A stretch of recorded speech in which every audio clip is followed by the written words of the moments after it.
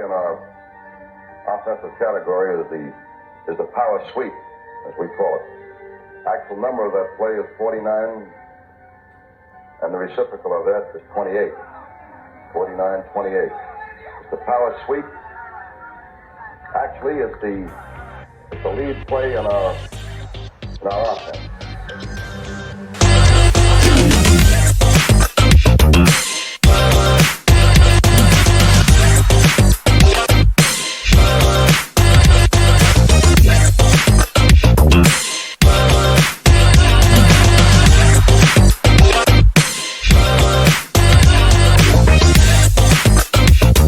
Hey, welcome back to week 3, Packers Playbook. I'm Dusty V. With me is 97.3's The Game's John Kuhn. John, people kept asking me, I went to the game. They kept saying, you saw a great game. And I said, I saw a great fourth quarter. So I'm excited to dig into a few plays here. We were texting beforehand. You said this game was fascinating. So I'm curious what about this game made it, besides, I guess, some of the obvious things, what about this made it fascinating to you? What really stuck out to you in this game? Well, really, other than the Packers' self-inflicted wounds there in the first half that we saw, there were so many opportunities to be taken advantage of that were missed. And it was almost like they were saving all their coupons for the fourth quarter to cash them all in at one time.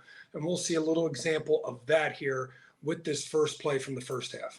All right. So let's get into it. So this first play from the first half, this is going to be the incomplete down the middle of the field by Luke Musgrave. He's just going to shoot right through the middle there, carried by the linebacker. I mean, when I was watching this live, he's got him. Definitely one of those that, as I was watching back earlier, there's a lot more going on than I originally thought. So, John, what do you see in this one right here? Well, first, let's start with New Orleans. They are a crazy defense. They're one of the best in the NFL right now. We know this. Why is that? It's because they can keep things simple while being disruptive. And number one is they can play man defense and they can play Tampa 2 defense because they have an absolute studded inside linebacker, Demario Davis. And in this instance, the Packers have a play called for pretty much either one of these defenses. And if they are in Tampa 2 coverage, which they are in, they have an option to get Luke Musgrave, the fast tight end, one-on-one with Demario Davis down the seam. We'll see how New Orleans reacts to that. And if he can't get it to him, if Demario covers him too well, he's got a bailout option of a little slip screen out to the left to A.J. Dillon with a blocker in front of him. So you'll see the Packers' routes develop, and you'll see how the Saints and Demario Davis play it. Okay. Yeah, and this looked to me like he's got that against like right there, and you can see Davis, and you've got this. I always kind of tag this when I'm looking at this as like a middle read option, dagger, I guess, because if it's 2, he splits right, and you've got that underneath behind him, and you've got the blocker there for Dillon, and so he just runs right by. Not runs right by. I mean, Demario Davis does a tremendous job sticking with him, right? Demario Davis hanging with him, and you can see here the Saints' game plan coming into this one, or at least maybe.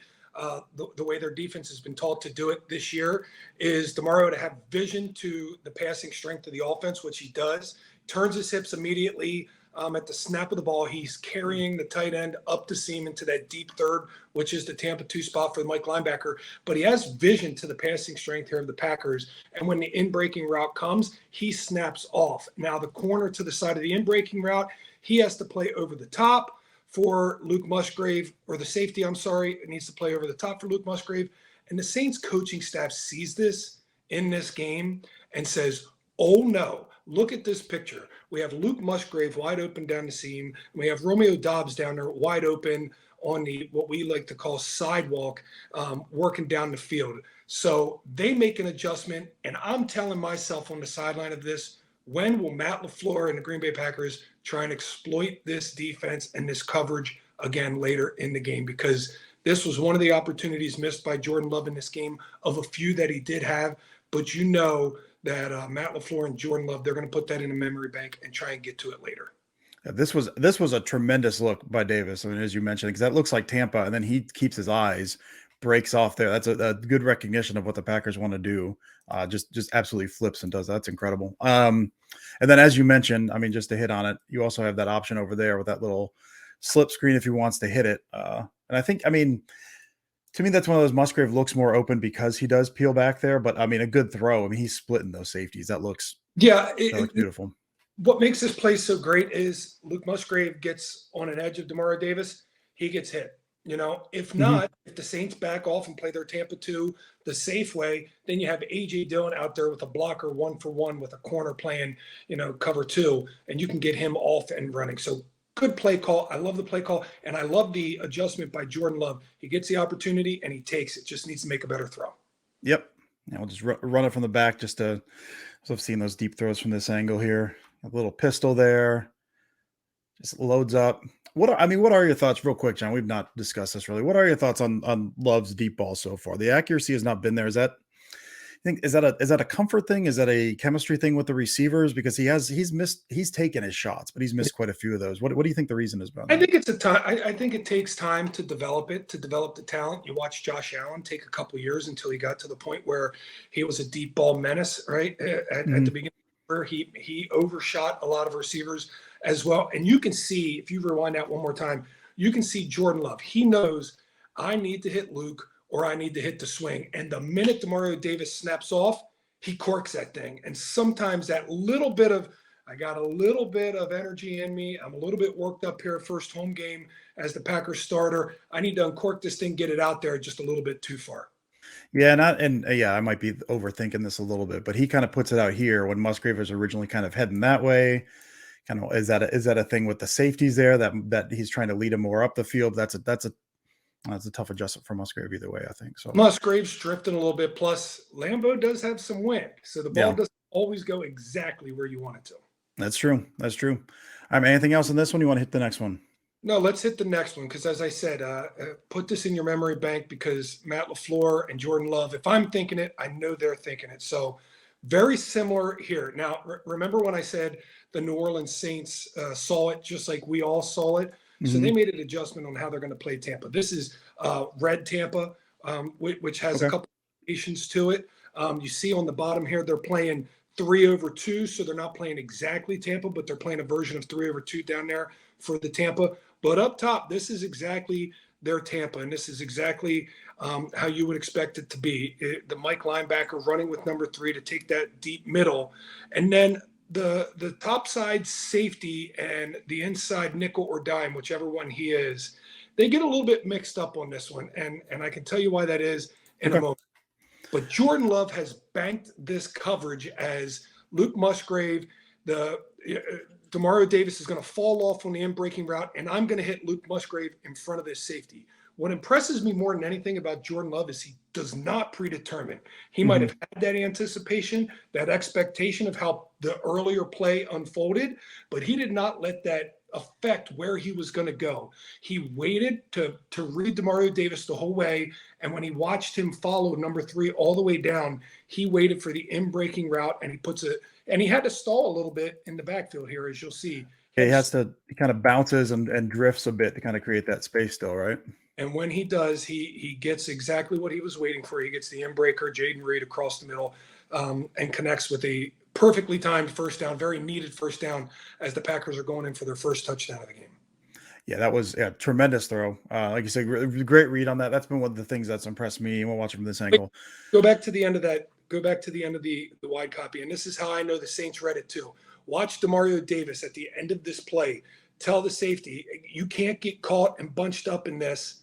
We talked about that. Yeah. And he's telling him right now, we talked about this on the sideline. We made our adjustment already. This is how we were supposed to cover this combination, and you didn't run it right. You need to come down there. So that's beautifully done, and that's the Packers taking advantage of something that they saw earlier, dealing with a counterpunch from the Saints and still converting. Yeah, and there was a few other. I mean, we're obviously not getting to them today, but there are certainly a few others where you could see slight adjustments to that Davis dropping Tampa look, where instead of some of the stuff they usually try to hit the middle of the field, they'd have a break off on an out route away from the dropping Davis there, which I thought I love that arm angle from Love too. He drifts and then just gets that around there. Beautifully done. Anything else on that one, John? You want to move to our last one here?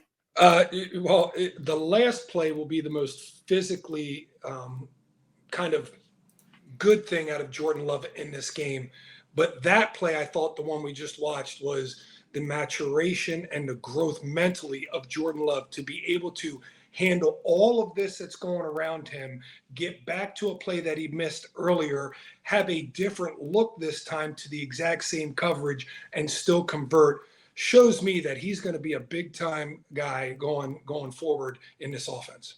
He never panics, always has an answer, always knows where to look. His eyes, like as messy as some of the accuracy is, his eyes always seem like they know exactly where to go, which is the most impressive thing about him, I think.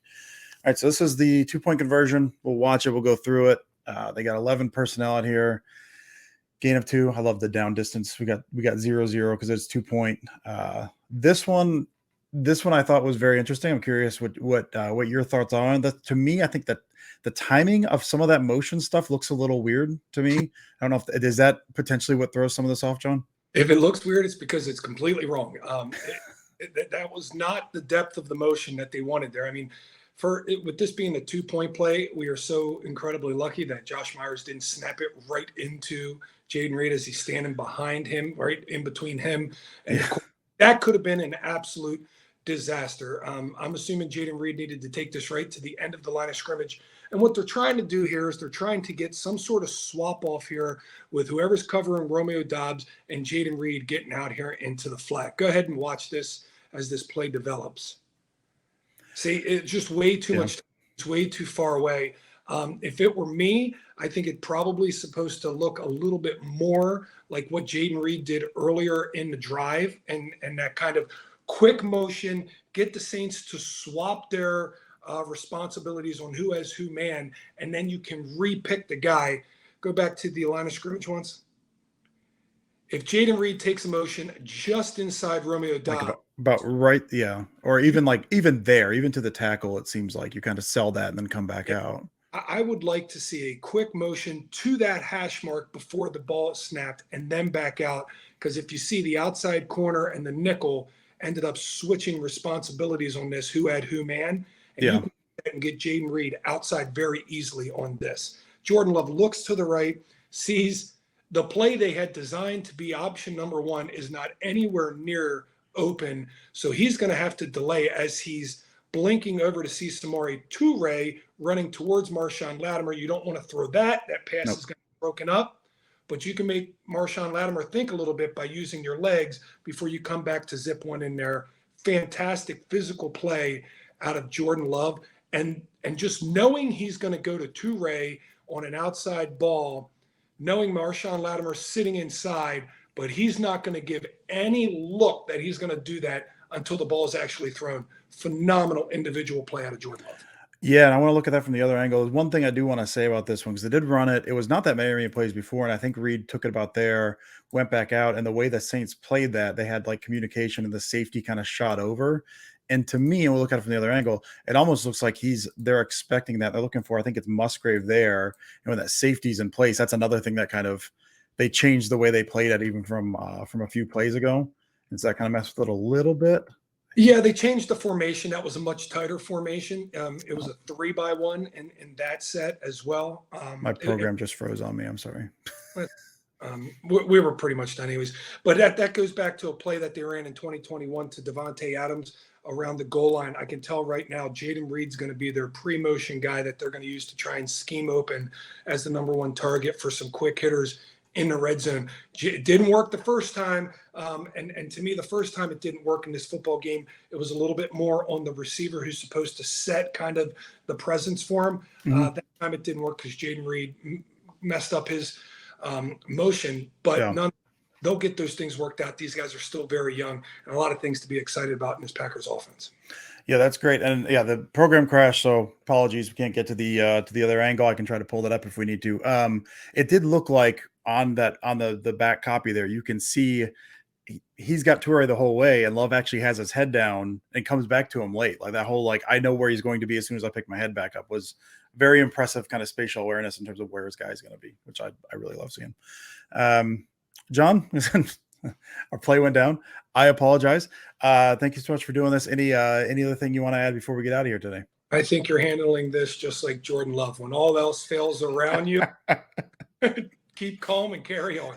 I'm doing what I can, man. Well, brother, I appreciate it. We will catch you next week.